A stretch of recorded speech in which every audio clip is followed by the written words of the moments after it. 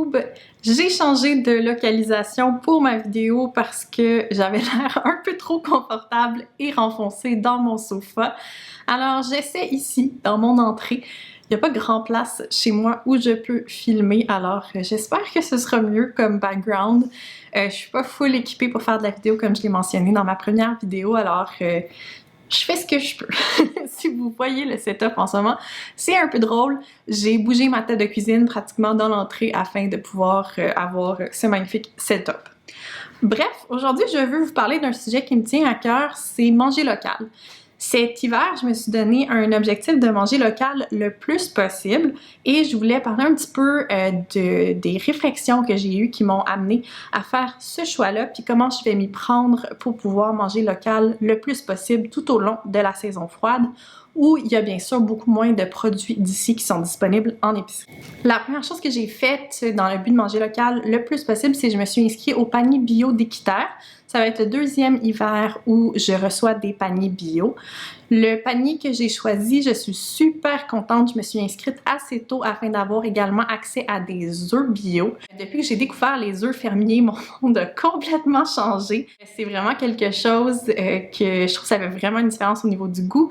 C'est plus cher bien sûr, mais pour vrai, je trouve ça tellement bon. Je trouve que ça vaut vraiment la peine. Alors je suis super excitée d'être certaine d'en avoir tout l'hiver. J'ai pris le petit panier, je vais en avoir un aux 2 semaines, il faut que j'aille le chercher, donc c'est un pick-up point et je pense que c'est environ 30 $. Ce que j'aime de cette formule-là, c'est que tu prépaies. Donc, je vais payer en 3 versements. Il y en a un qui a été fait au moment de l'inscription, un c'est en décembre si je me rappelle bien, puis un je crois en février. Donc ça va vraiment faire un allègement à mon budget au niveau de l'hiver parce que tout est déjà payé d'avance. Bien sûr, pour certaines personnes, ça va être plus difficile de sortir comme un 200-300 $ qui est le premier paiement, mais pour moi ça me convient, alors je trouve ça super intéressant. La deuxième chose que je vais faire afin de manger bio, oui, et local le plus possible cet hiver, c'est déjà fait. Je suis allée à mon dernier marché fermier la semaine dernière. Je suis en route pour le dernier marché fermier de la saison. J'ai pas été là souvent cet été, je suis seulement arrivée à la fin du mois de septembre, donc j'en ai moins profité qu'à l'habitude.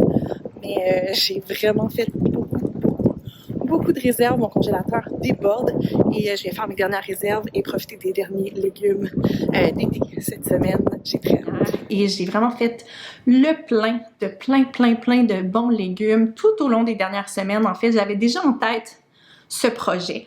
Alors, j'ai fait vraiment attention au cours des dernières semaines d'acheter des choses que je savais que je pourrais utiliser tout au long de l'hiver, que je pourrais congeler, mettre dans des préparations qui se gardent longtemps.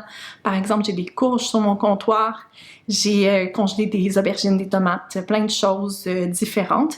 D'ailleurs, aujourd'hui, je vais aller à l'épicerie parce que j'ai vu qu'il y avait du céleri en spécial du Québec et c'est une des dernières opportunités d'acheter du céleri d'ici et je vais même essayer de le congeler pour la première fois, chose que je n'ai jamais faite avant. Perso, c'est surtout la congélation que je vais utiliser comme mode de conservation, simplement pour la facilité de la chose, mais je sais qu'il y a différentes façons de faire. Par exemple, vous pouvez faire des cannes si c'est quelque chose, des conserves, si c'est quelque chose qui vous intéresse, il y a la déshydratation, en tout cas bref, il y a plein de façons d'utiliser pour pouvoir conserver ces aliments locaux de l'été tout au long de l'hiver, puis les utiliser de différentes façons. Puis bien sûr, la meilleure ressource à ce sujet-là, c'est la nutritionniste Julie Aubé. Ça vaut vraiment la peine de la suivre pour avoir vraiment plein de conseils pour pouvoir manger local à l'année.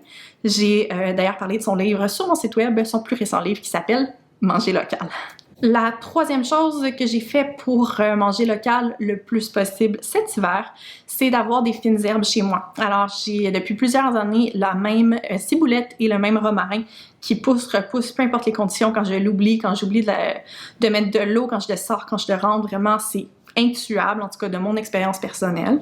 J'ai également essayé, mais ça semble pas vraiment un succès, de repousser de la nette qui avait déjà des racines, mais en tout cas ça semble pas s'aligner super bien.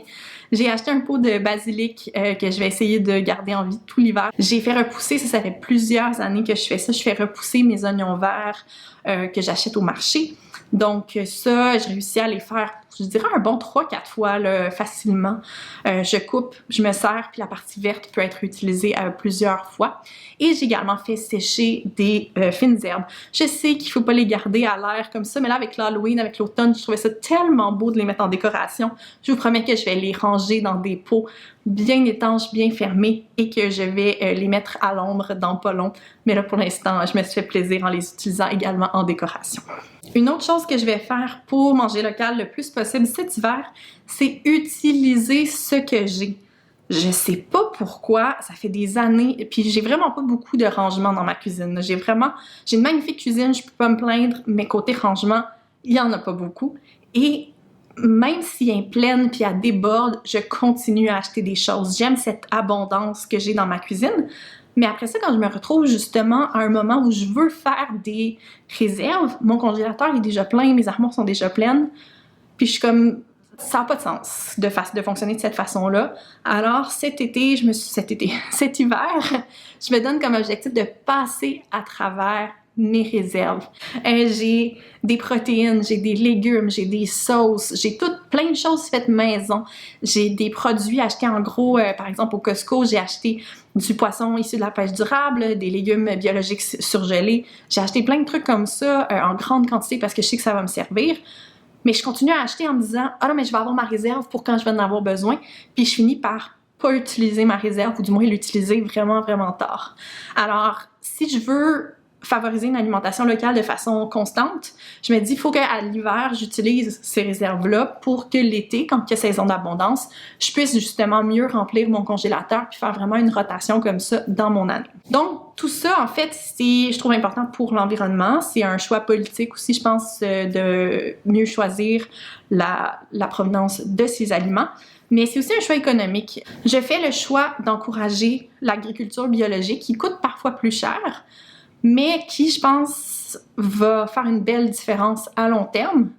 Puis, ça va réduire mes coûts pendant l'hiver. Oui, je vais avoir des coûts d'épicerie plus élevés l'été en achetant des légumes bio en grande quantité, mais je pense que ça va énormément réduire mes coûts l'hiver, où je vais aussi manger, j'en ai moins parlé, là, mais des protéines végétales le plus possible. J'ai découvert, grâce au panier bio l'année passée, les pois jaunes cassés. Ça coûte rien, ça ressemble pas mal à des pois chiches, puis c'est super facile à apprêter, ça va dans à peu près tout. Je sais plus où je m'en allais. Je vais aussi cuisiner beaucoup, en fait c'est déjà beaucoup fait. J'ai fait des croûtons avec mes restants de pain. C'est vraiment une approche anti-gaspillage.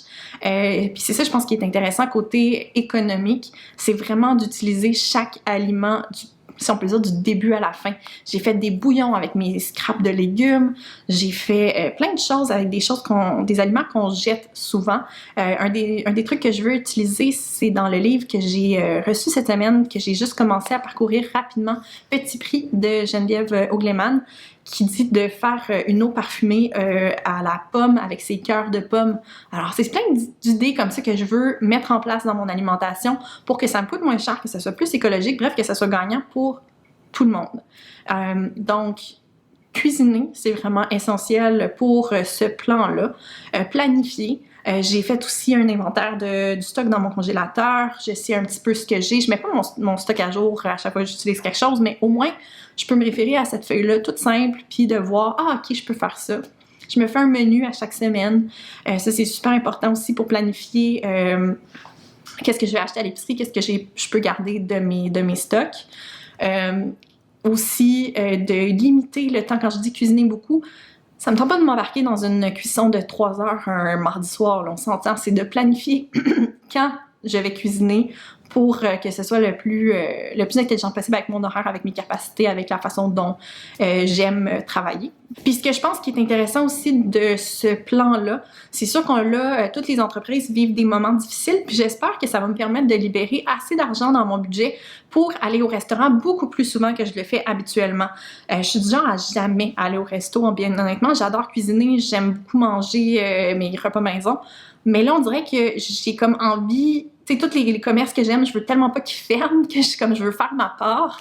Et j'ai envie d'aller au resto plus souvent. Puis en même temps, habitant seule, c'est une occasion de socialiser qui est non négligeable. Je sais pas si ça va durer tout l'hiver, qu'on va être encore dans cette dans ce moment bizarre dans lequel on est, mais j'aime l'idée d'aller au resto le plus souvent possible. Alors, j'espère que ce projet-là va me permettre de libérer assez d'argent à mon budget pour que ce soit une réalité, de me prendre un petit take-out dans les restaurants de mon quartier le plus souvent possible.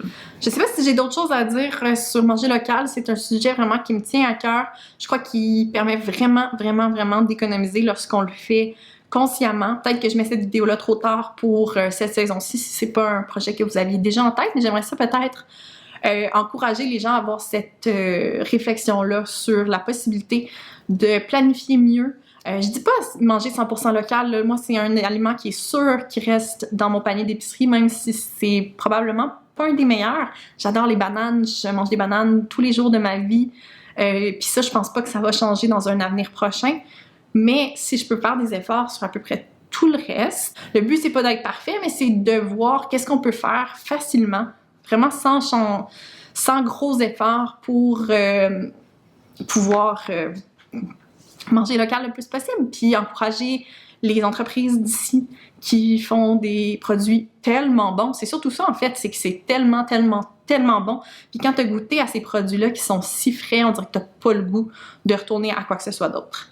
Bref, ça c'est mes raisons pour manger local qui sont économiques, politiques et écologiques pour cet hiver. Est-ce que c'est un sujet qui vous parle? Est-ce que vous aimeriez que je vous mette à jour tout au long de cette aventure-là? C'est pas un défi officiel, c'est vraiment juste comme une réflexion que j'ai eue. Je viens d'avoir un flash, j'ai oublié de mentionner.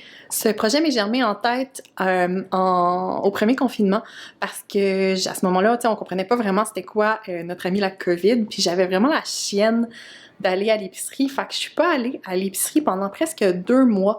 Je me suis débrouillée avec mon panier bio puis avec ce que j'avais déjà à la maison. Puis je me suis rendu compte que cette préparation-là que je faisais un petit peu de façon non planifiée, de garder des aliments de l'été et tout ce que j'avais au congélateur, ben, ça me permettait d'avoir une alimentation qui me coûtait pratiquement rien puis qui était finalement quasiment meilleure, plus santé, plus locale, sans effort. Fait que c'est comme un des bons côtés, si on veut, de toutes les choses étranges qui se passent cette année. Bref, vous me direz qu'est-ce que vous seriez curieux de savoir sur cette aventure. Alors, vous pouvez donner un petit thumbs up à cette vidéo ou vous abonner à ma chaîne si ce n'est pas déjà fait. Sur ce, je vous dis à très bientôt!